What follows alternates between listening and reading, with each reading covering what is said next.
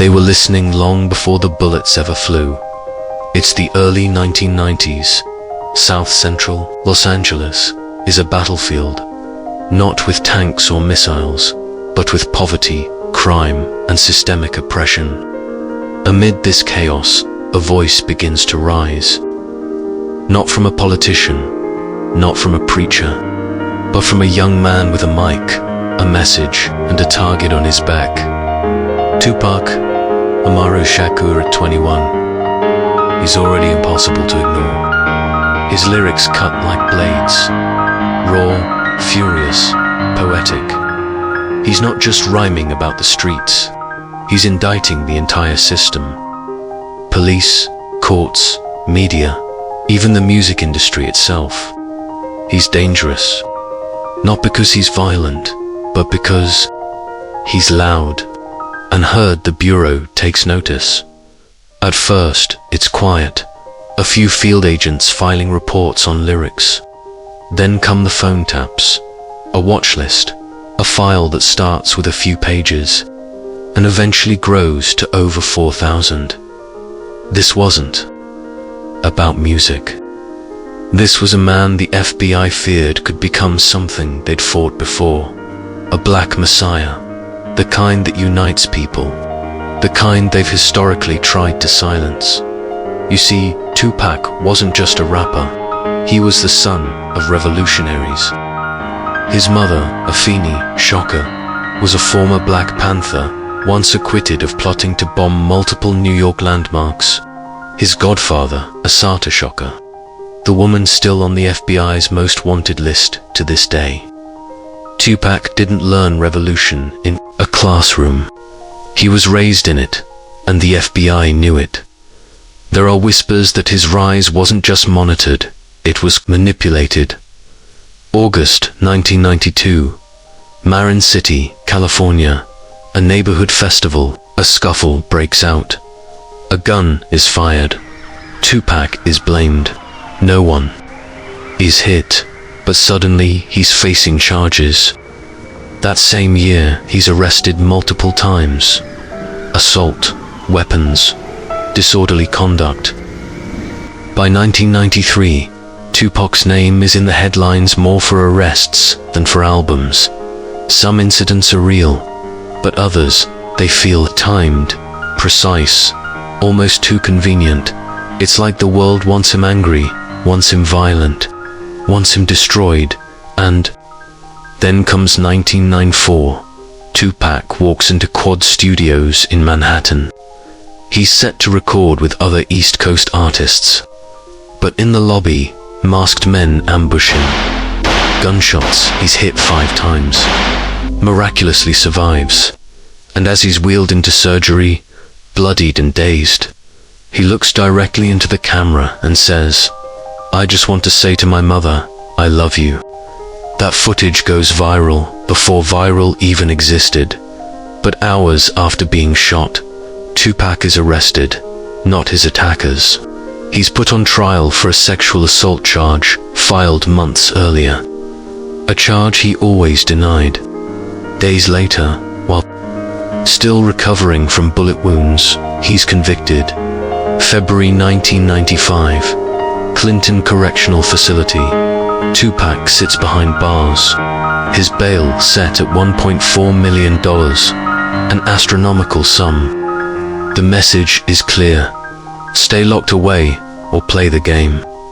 Enter Suge Knight, CEO of Death Row Records, tied to gangs, feared by many.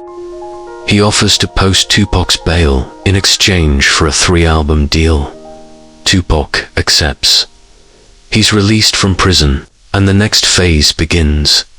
But this isn't freedom, it's a gilded cage. Tupac is now under death row's thumb, surrounded by blood money, paranoia, and enemies on all sides. The FBI surveillance doesn't stop. In fact, it ramps up. But now, it's not just the Bureau watching him. It's the streets in one direction. The East Coast, West Coast feud. A bitter, media-fueled war with Bad Boy Records, Biggie Smalls, and Puff Daddy. In the other, law enforcement. Watching, waiting, documenting every move. And somewhere in the middle, Tupac, he tries to warn us. In interviews, he says, "I feel like I'm being set up to be the scapegoat." He talks about feds following him, his phones being tapped, cars parked for days outside his house. People laugh it off. Paranoia, they say. Just the cost of fame. But then, September 7th, 1996, Las Vegas. Mike Tyson fight night. Tupac's in town. Excitement buzzes in the air. After the match, there's a scuffle in the MGM Grand Lobby. A man named Orlando Anderson is attacked by Tupac and his crew, a known gang affiliate, tied to the Southside Crips. Hours later, 11:15 p.m., Tupac is in the passenger seat of a black BMW. Suge Knight is driving. They stop at a red light on Flamingo, and Koval, a white Cadillac, creeps up beside them. Gunfire, 13 shots, 4 hit Tupac. 6 days later, on September 13th, he's dead. The world mourns. Streets overflow with fans. Murals, tributes, vigils, but no arrests. No convictions, no justice. The white Cadillac, never found. Key witnesses, silent or dead. But here's where it gets darker. Declassified documents reveal that the FBI was actively monitoring gang activity tied to death row records. They had intel on Orlando Anderson.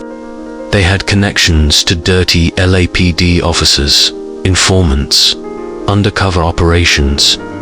So the question becomes, what did the FBI know? And when did they know it? Because here's the thing. Some former agents have since spoken out, off the record, claiming that information was lost, that evidence was mishandled, that Tupac's murder wasn't just a gang hit. It was the perfect storm, a convergence of state neglect, targeted surveillance, and silent complicity. Did the FBI kill Tupac? There's no smoking gun. But did they monitor him, infiltrate his circle, know he was in danger, and do nothing? That's not just possible, it's probable, because it's happened before. Martin, Malcolm, Fred Hampton, all names that were watched, tracked, neutralized. What connects them all? They were young, black, and powerful enough to inspire millions. So, maybe, in the end, this wasn't just a rap feud gone wrong. Maybe it wasn't just a violent night in Vegas. Maybe it was the quiet conclusion to a war the public never saw. A war fought not with bullets, but with fear, files, and a slow, systematic breakdown of a man who dared to speak too loudly. Tupac once said, "I'm not saying I'm gonna change the world, but I guarantee that I will spark the brain that will." He knew the cost of being that spark, and still, he burned.